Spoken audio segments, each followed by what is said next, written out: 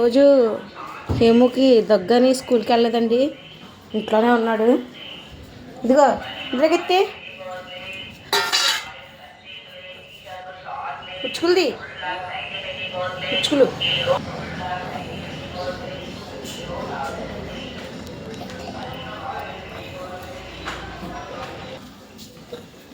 నేనైతే ఈరోజు ఆనపకాయ, ములక్కాయ, టమాటా పులుసు పెడుతున్నానండి. మగ్గుతుంది. ఇంకో పక్కన ఆనపకాయ పచ్చడి చేస్తున్నానండి. మగ్గుతున్నాయండి. ముందుగా పచ్చిమిరపకాయలు అయితే వేసి పెట్టుకున్నాను పచ్చడిలోకి.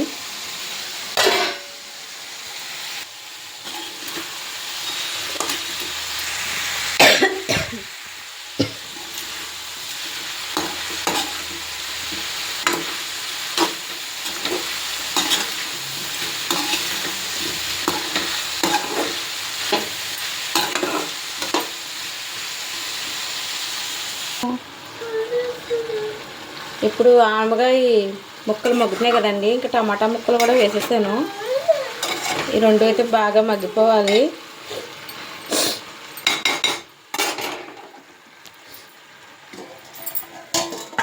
సొరకాయ పచ్చడి అండి, అంటే బారుగా ఉన్నదని సొరకాయ అంటారు, రౌండ్గా ఉన్నది ఆనపకాయ అంటారు. నేనైతే రౌండ్గా లేనిది పొడవుగా ఉన్నదండి సొరకాయ.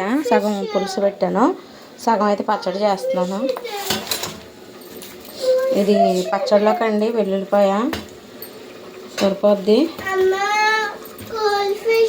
వెల్లుల్లిపాయ ఎక్కువ వాడితే మంచిదండి. గోల్డ్ ఫిష్ లేదు, పాడేసాడు డాడీ.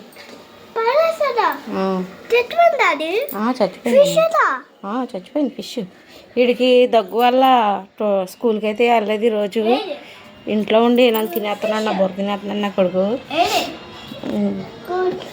లేదు, మళ్ళీ కొత్త అయితే తెస్తాడులే డాడీ.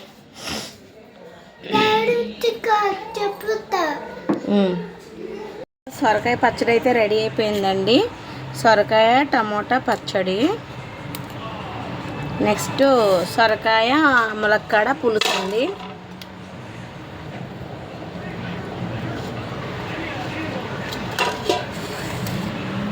అయితే ఒక సొరకాయనైతే సగం పులుసు పెట్టాను, సగం అయితే పచ్చడి చేశానండి. ఇలా కూరగాయలతో పచ్చడి చేసుకుందంటే హెల్త్కి చాలా మంచిదండి. టేస్ట్ సూపర్ ఉందండి, మీరు ట్రై చేయండి. ఆనపకాయ తినడం ఇష్టం లేని వాళ్ళు ఇలా పచ్చడి చేసుకుని తింటే బాగా ఉంటుందండి. చాలా టేస్ట్ బాగుంటుంది, తినగలుగుతారు కూడాను. ఇవన్నీ బట్టలు మడతెట్టేసానండి. మొత్తం చాలా బట్టలు మడతెట్టాను.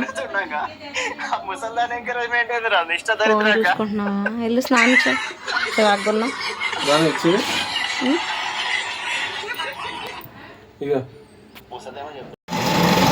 గారెలకైతే పిండి రుబ్బుతున్నానండి.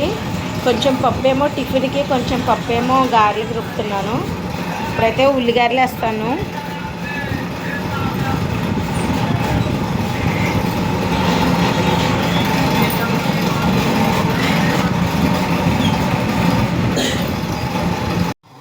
ఆయిల్ అయితే వేసేసానండి.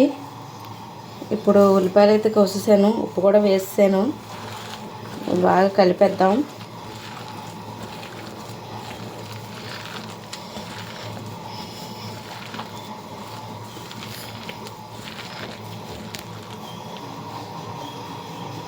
ముందుగా కొంచెం పిండి దిష్టి తీసుకుందామండి.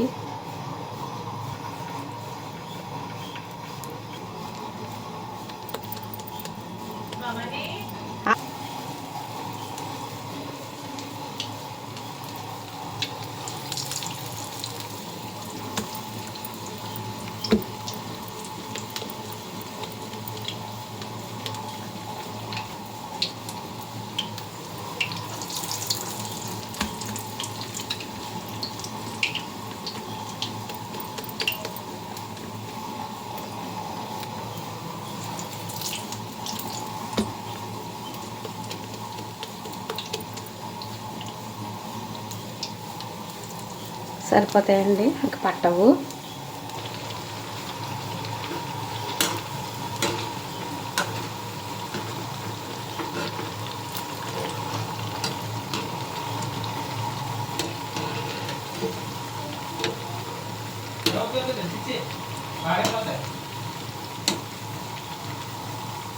అలా పాల్గొంటాం